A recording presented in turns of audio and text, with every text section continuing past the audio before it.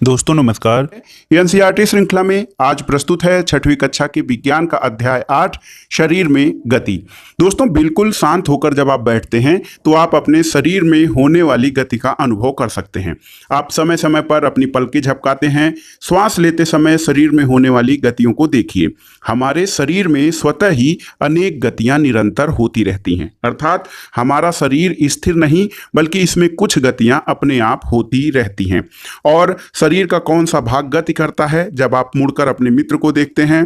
शरीर का कौन सा भाग गति करता है जब आप सीधे खड़े होकर चलते हैं। और इन सब उदाहरणों से आपके शरीर का कोई न कोई भाग अवश्य ही गति करता है।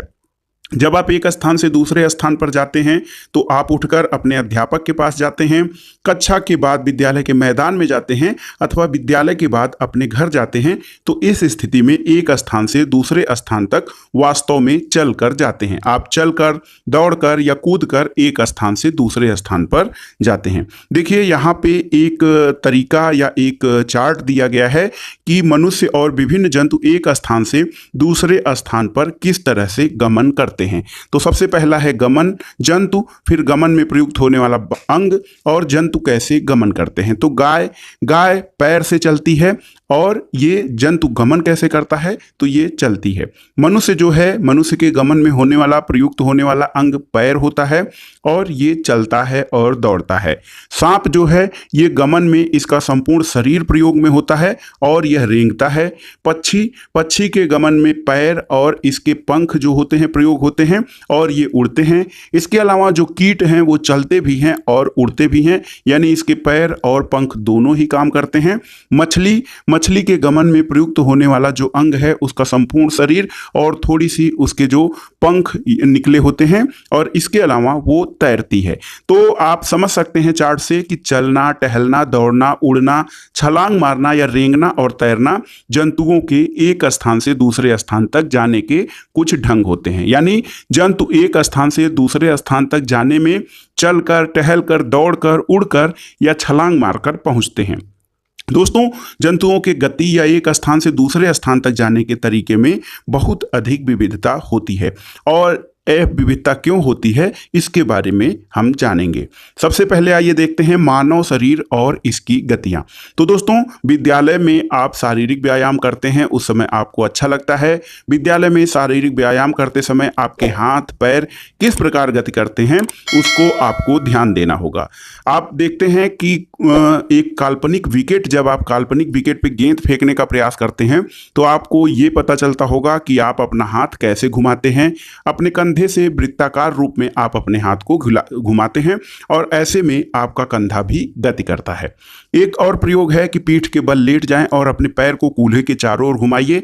अपनी भुजा को कोहनी के ऊपर नीचे करिए और इस प्रकार पैरों को घुटने से मोड़िए। अपने हाथों को अपने पार्श्व में सीधा तानिए और भुजा को मोड़ते हुए उंगलियों से कंधे को छूइए। आपने अपने हाथ का कौन सा भाग मोड़ा है और हाथों को सीधा तानकर नीचे की ओर झुकने का प्रयास कीजिए। क्या आप ऐसा कर पाते हैं? तो दोस्तों शरीर के जब विभिन्न हिस्सों से आप गति करने का प्रयास करते हैं तो आप जानेंगे कि कुछ अंग जो होते हैं वो स्वतंत्र रूप से किसी भी दिशा में आप घुमा सकते हैं।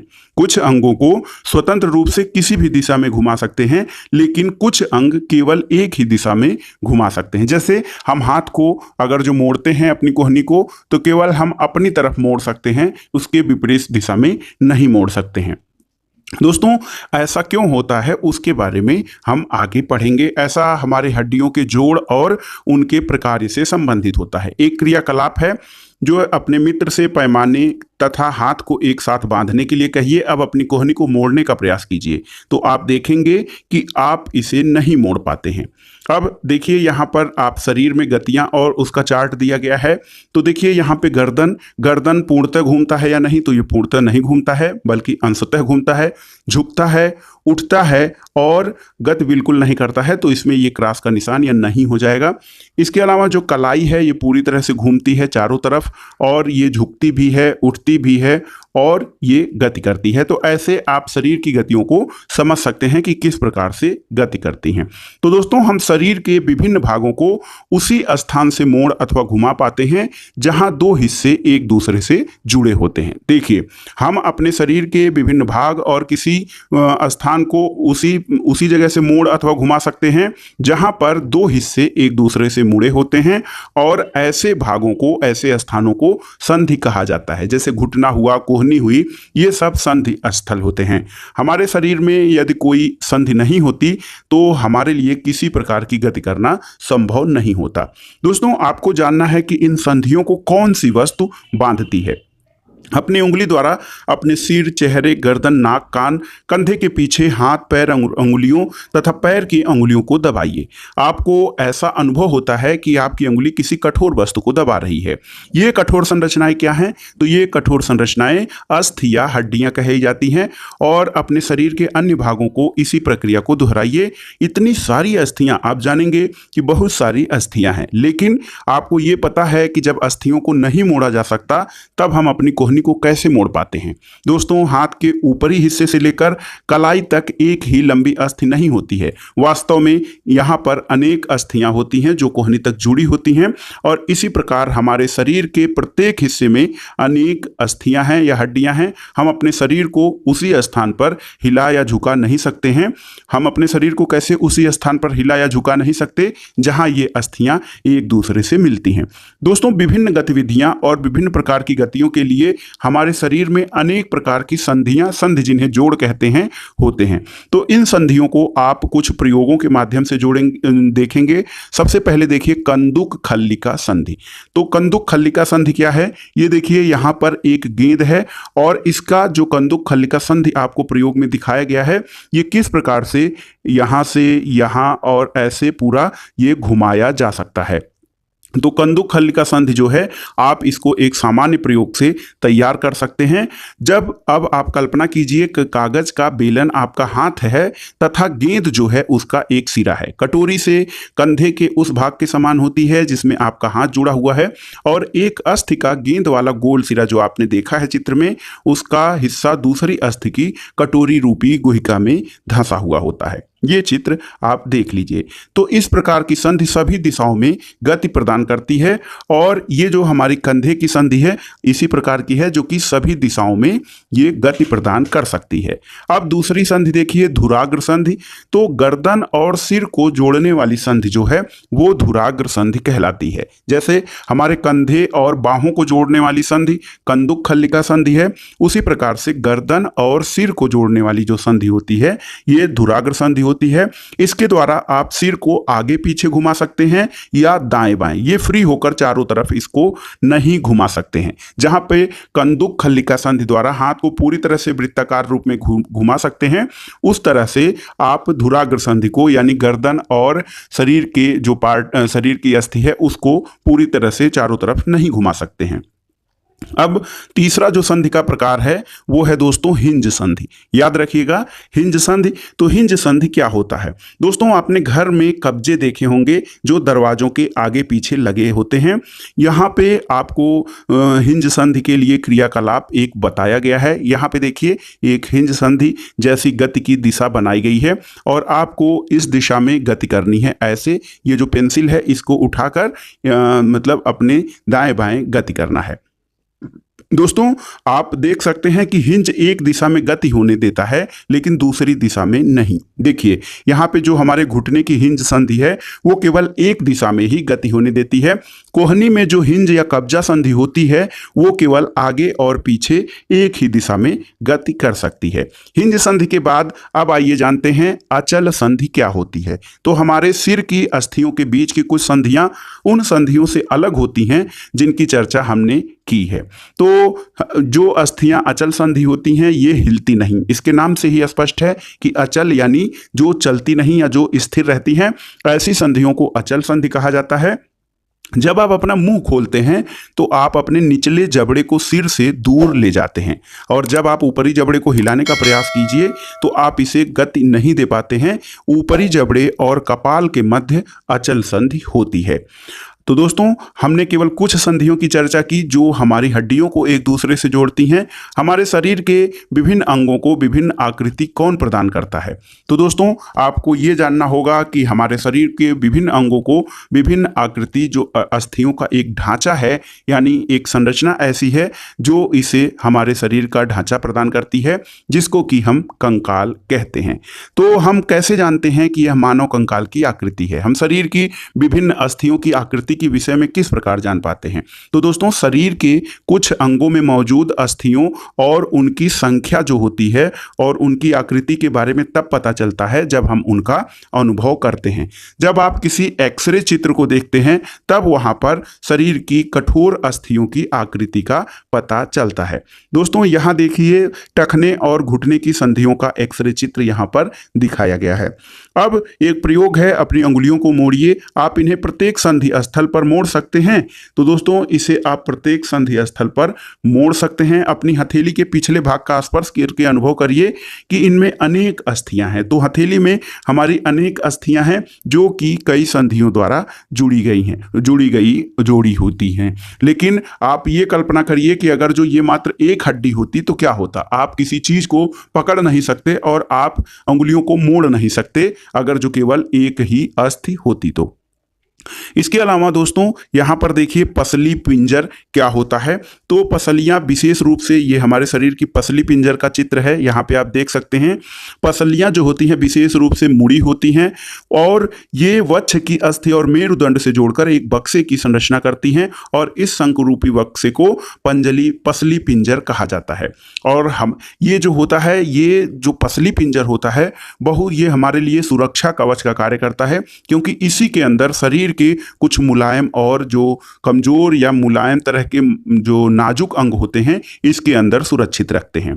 आप अपने कुछ मित्रों को बिना घुटने मोड़े झुककर अपने पांव की उंगलियां छूने को कहिए। ये चिकनी, समतल और अखंड है। अपने उंगलियों को अपने मित्र की गर्दन से प्रारंभ करके उसकी पीठ पर नीचे की ओर लाइए।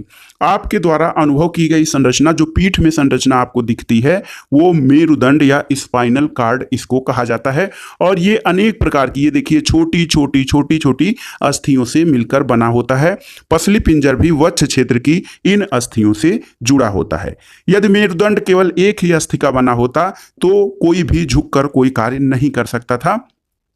आप ऐसा देख सकते हैं चित्र के माध्यम से। इसके अलावा दीवार पे धक्का लगाने का प्रयास करिए और कंधे के समीप दो उभरी हुई हड्डियां दिखाई देती हैं, इसे कंधे की अस्थियां कहते हैं। तो दोस्तों कंधे की अस्थियों को आप यहां पर इस चित्र के माध्यम से देख सकते हैं और यह संरचना श्रोणि अस्थियां हैं। यह बॉक्स के समान एक ऐसी संरचना बनाती है, ये हमारे आमाशय के नीचे वाले विभिन्न अंगों की रक्षा करता है जो श्रोणि अस्थियां होती हैं। इसके अलावा हमारी जो खोपड़ी होती है वो अनेक अस्थियों के एक दूसरे से जुड़ने से बनती है और ये हमारे शरीर के अति महत्वपूर्ण अंग मस्तिष्क को सुरक्षा घेरा प्रदान करके इसकी सुरक्षा करती है।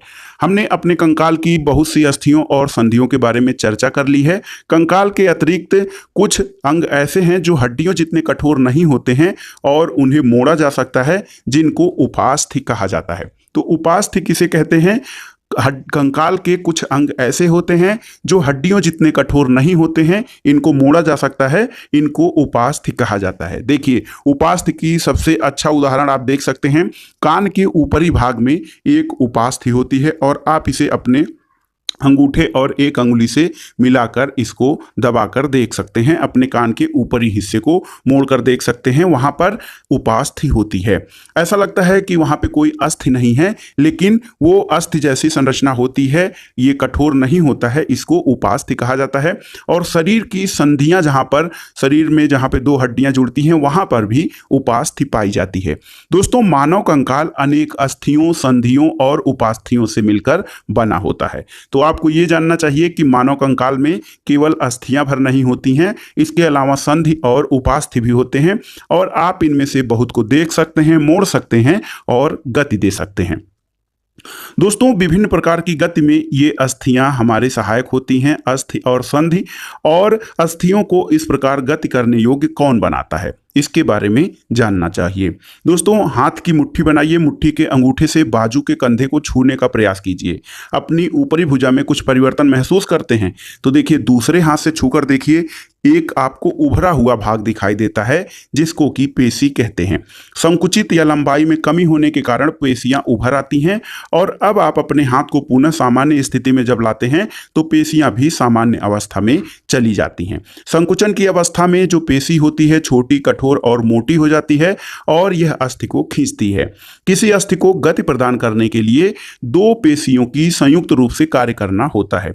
तो हमारे शरीर को गति प्रदान करने में जो है पेशियों का बहुत योगदान होता है। किसी अस्थि को जब गति प्रदान करना होता है तो दो पेशियों को संयुक्त रूप से कार्य करना पड़ता है। जब दो पेशियों में से कोई एक सिकुड़ती है तो अस्थि उस दिशा में खिंच जाती है और उस जोड़े की दूसरी पेशी शिथिल यानी लंबाई में बढ़कर पतली हो जाती है और अस्थि को विपरीत दिशा में गति करने के लिए अब शिथिल पेशी सिकुड़कर अस्थि को अपनी पूर्व स्थिति में खींचती है, जबकि पहली पेशी अब शिथिल हो जाती है। पेशी केवल खींच सकती है, वो धक्का नहीं दे सकती। अतः एक अस्थि को गति देने के लिए दो पेशियों को संयुक्त रूप से कार्य करना होता है।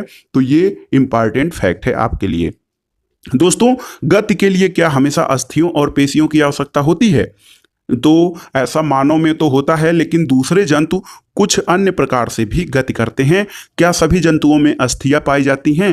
केचुए और घोंघे में क्या होता है और उनकी गति कैसे होती है?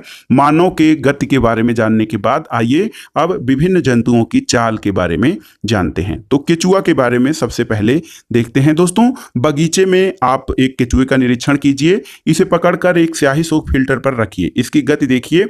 इसके बाद केचुए को एक कांच पट्टी पर, टाइल्स पर या किसी चिकने सतह पर जब आप रख देते हैं तब इसकी गति देखिए। केचुए का शरीर एक सिरे को दूसरे से सटाकर रखे गए छल्लों से बना होता है। केचुए का जो शरीर होता है कुछ छल्लों से बना प्रतीत होता है और केचुए के शरीर में हड्डियां नहीं होती हैं, इसमें केवल पेशियां होती हैं जो इसके शरीर के घटने और बढ़ने में सहायता करती है। तो केचुए की चाल या केचुए की जो गति होती है वो कैसे होती है? केचुआ अपने जो है वो क्या करता है, शरीर के पश्च भाग को भूमि में जकड़े रहता है और अग्र भाग को फैलाता है। चलते समय वो क्या करता है, अपने पिछले भाग को पृथ्वी में जकड़े रहता है और अगले भाग को फैलाता है। इसके बाद वह अग्र भाग से भूमि को पकड़ता है तथा पश्च भाग को स्वतंत्र कर छोड़ देता है। इसके बाद शरीर को संकुचित करता है और पिछले भाग को आगे की ओर खींचता है, जिससे वह कुछ दूरी तक आगे बढ़ जाता है और केचुआ इस प्रक्रिया को बार बार दोहराते हुए मिट्टी पर आगे बढ़ता है और इसके शरीर में चिकने पदार्थ होते हैं जो इसे चलने में सहायता करते हैं। इसके अलावा यह अपने शरीर के हिस्से को जमीन पर किस प्रकार से टिकाता है? तो इसके लिए इसके शरीर में छोटे छोटे अनेक प्रकार के सूक या बाल जैसी आकृति के सूक होते हैं और ये सूक पेशियों से जुड़े होते हैं। ये मिट्टी में उसकी पकड़ को मजबूत बनाते हैं। दोस्तों, केचुआ वास्तव में अपने रास्ते में आने वाली मिट्टी को खाता है और उसका शरीर अनपचे पदार्थ को बाहर निकाल देता है। केचुए द्वारा किया गया यह कार्य मिट्टी को अधिक उपजाऊ बनाता है, जिससे पौधों को फायदा पहुंचता है। तो आपने केचुए के बारे में जाना कि इसकी गति कैसी होती है। यह केवल पेशीय संकुचन और धरती पर अपने पकड़ के आधार पर अपनी गति करता है। इसमें कोई हड्डी नहीं होती है, केवल पेशियां होती हैं। घोंघा की गति कैसे होती है? तो दोस्तों, बगीचे में एक घोंघा देखिए और इसके पीठ पर एक गोल संरचना होती है, इसे कवच कहा जाता है और यह घोंघे को जो मुलायम आकार होता है उसके बाह्य कंकाल होता है और ये अस्थियों का नहीं बना होता है। यह कवच जो होता है एकक होता है और घोंघे को चलने में कोई सहायता नहीं प्रदान करता है, बस केवल एक प्रकार से उसे सुरक्षा प्रदान करता है। घोंघे को कांच की पट्टी पर जब आप रखकर इसको देखते हैं तो ये जब चलना प्रारंभ करता है तो कांच पट्टिका को अपने हाथों से अपने सिर से ऊपर उठाकर कांच के नीचे की ओर चलने के ढंग को देखिए। कवच का जब छेद खुलता है तो उससे एक मोटी मांसल संरचना और सिर बाहर आता है। मोटी संरचना इसका पैर होता है जो दृढ़ पेशियों का बना होता है। सावधानीपूर्वक जब आप कांच की प्लेट को एक और थोड़ा सा झुकाएंगे तो पैर की लहरदार गति दिखाई देगी और घोंघे की जो गति होती है वो केचुए की गति से तीव्र नहीं होती है, धीमी होती है। अब देखते हैं तिलचट्टा के बारे में। तो कॉकरोच या तिलचट्टा, इसको परीक्षण करने के लिए आप जान सकते हैं कि तिलचट्टा एक कीट है। ये जमीन पर चलता है, दीवार पर चढ़ता है और इसके पंख होते हैं जिसके सहारे ये वायु में उड़ता भी है। तो जो कीट श्रेणी के जो जीव होते हैं, कीट होते हैं, उनके 3 जोड़ी पैर होते हैं, यानी कुल 6 पैर होते हैं जो चलने में सहायता करते हैं। इसका शरीर कठोर बाह्य कंकाल द्वारा ढका होता है और यह बाह्य कंकाल कई प्रकार के एककों की सहायता से परस्पर संधियों द्वारा बनता है, जिसके कारण गति संभव हो पाता है। वक्ष से 2 जोड़े पंख भी इसके जुड़े होते हैं और अगले पैर संकरे और पिछले पैर चौड़े और बहुत पतले होते हैं। यहां पर आप तिलचट्टे का चित्र देख सकते हैं। तो तिलचट्टा की गति कैसे होती है? तो दोस्तों, तिलचट्टे में कुछ विशिष्ट पेशियां होती हैं और पैरों की पेशियां उन्हें चलने में सहायता करती हैं और वक्ष की पेशियां तिलचट्टे को उड़ने के समय पैरों को या उसके परों या पंखों को गति देती हैं। पक्षी कैसे चलते हैं? तो दोस्तों, पक्षी चलते भी हैं, हवा में उड़ते भी हैं और बत्तख और हंस जैसे कुछ पक्षी जल में तैरते भी हैं। पक्षी क्यों उड़ पाते हैं? तो पक्षी इसलिए उड़ पाते हैं क्योंकि उनका शरीर उड़ने के लिए अनुकूलित होता है। उनके जो शरीर होता है उसका वजन बहुत कम होता है। उनकी हड्डियों में वायु प्रकोष्ठ होते हैं जिसके कारण उनकी अस्थियां हल्की लेकिन मजबूत होती हैं। पिछला पैर जो होता है उसकी हड्डियां चलने और बैठने के लिए अनुकूलित होती हैं। अग्रपाद की अस्थियां रूपांतरित होकर पक्षी के पंख बना देती हैं और कंधे की अस्थियां पक्षियों की मजबूत होती हैं। वक्ष की अस्थियां उड़ने वाले पेशियों को जकड़े रहने के लिए विशेष रूप से रूपांतरित होती हैं और पंखों को ऊपर नीचे करने में सहायता देती हैं। तो आप यहाँ पर पक्षी का एक कंकाल देख सकते हैं कि किस प्रकार से यह अपने पंखों के द्वारा उड़ता है। अब आइए देखते हैं मछली के बारे में। तो कागज की एक नाव बनाकर उसे पानी में इस प्रकार रखिए कि उसका नुकीला भाग आगे की ओर रहे। इसे धीरे से धक्का जब आप देते हैं तो यह जल पर आगे की ओर तेजी से बढ़ती है, लेकिन जब नाव के दोनों सिरे से पकड़कर इसे चौड़ाई में, मतलब शंख की तरफ नहीं बल्कि चौड़ी ओर से जल में डालते हैं तो नाव जल में सरलता से नहीं तैरती है। नाव की आकृति जो होती है, जो आपने बनाया है, वो काफी हद तक मछली जैसी होती है। तो मछली का सिर और पूंछ उसके मध्य भाग की अपेक्षा अधिक पतला और नुकीला होता है। शरीर की ऐसी आकृति को एक विशेष आकृति जिसे धारा रेखी आकृति कहते हैं, ये होता है। तो मछली की आकृति धारा रेखी होती है और ये विशेष आकृति के कारण इधर उधर जल में बहकर निकल जाता है और मछली जल में सरलता से तैर सकती है। मछली का कंकाल दृढ़ पेशियों से ढका रहता है। तैरने की प्रक्रिया में शरीर का एक भाग एक ओर मुड़ जाता है और पूंछ जो होती है उसके विपरीत दिशा में चलती है। यहाँ पर इस चित्र के माध्यम से आप मछली की गति को देख सकते हैं। मछली दोस्तों अपने शरीर को मोड़ती है तो तीव्रता से पूंछ दूसरी दिशा में मुड़ जाती है। इससे एक झटका लगता है और मछली आगे की ओर चली जाती है और इस प्रकार के क्रमिक ताल से मछली लगातार आगे की ओर बढ़ती रहती है और पूंछ के पंख इस कार्य में उसकी सहायता करती हैं। मछली के शरीर पे कुछ और भी पंख होते हैं जो तैरते समय जल में संतुलन बनाए रखने के लिए दिशा निर्धारण करने का कार्य करते हैं। इसके अलावा आपने देखा होगा कि जो गोताखोर होते हैं अपने पैरों में इन पंखों की तरह के विशेष फ्लिपर या अरित्र पहने होते हैं जो उन्हें जल में तैरने में सहायता करते हैं। अब एक जीव सर्प के बारे में आइए जानते हैं कि ये कैसे चलते हैं। आपने जाना पक्षी, तिलचट्टा, केचुआ और मछली कैसे तैरते हैं, कैसे चलते हैं या गति करते हैं। तो उसके बाद आइए जानते हैं कि जो सांप या सर्प हैं वो कैसे चलते हैं।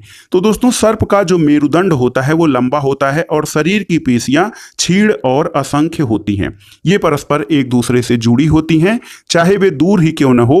पेशियां मेरुदंड, पसलियों और त्वचा को एक दूसरे से जोड़ती हैं। सर्प का जो शरीर होता है अनेक वलयों में मुड़ा होता है और इसी प्रकार सर्प का प्रत्येक वलय उसे आगे की ओर धकेलता है। इसका शरीर अनेक वलय बनाता है और प्रत्येक वलय को आगे की ओर धक्का देता है, जिसके कारण सांप बहुत तेज गति से आगे बढ़ने की ओर गति कर सकता है, लेकिन सरल रेखा में ये नहीं चलता है। दोस्तों, इस अध्याय में आपने विभिन्न जंतुओं, मानव, मछली, तिलचट्टा, केचुआ, सांप और पक्षियों के गति प्रदान करने वाले अस्थियों और पेशियों के बारे में जानकारी प्राप्त की।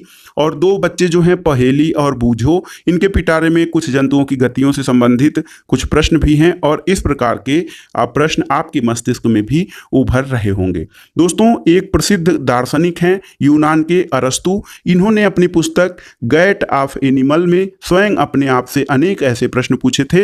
विभिन्न जंतुओं के शरीर में विभिन्न भाग क्यों होते हैं, ये विशेष अंग उन जंतुओं को विशेष गति में किस प्रकार सहायता करते हैं, विभिन्न जंतुओं के शारीरिक अंगों में क्या समानताएं और विभिन्नताएं होती हैं, और इनको चलने के लिए कितने अंगों की आवश्यकता होती है। तो ये प्रश्न बहुत से क्रियाकलापों द्वारा इनका उत्तर आपको मिल गया होगा, ऐसा हमें विश्वास है। अब आइए देखते हैं जो अध्याय आपने पढ़ा है उसका सारांश देख लेते हैं। तो सारांश इस प्रकार है दोस्तों, अस्थि और उपास्थि मानव कंकाल बनाते हैं। मानव कंकाल की जो संरचना है वो अस्थि और उपास्थियों से मिलकर होती है। ये शरीर का एक पिंजर या ढांचा बनाता है और इसे एक आकृति भी देता है। कंकाल चलने में भी सहायक है और इसके अलावा ये आंतरिक कोमल भागों की सुरक्षा भी करता है।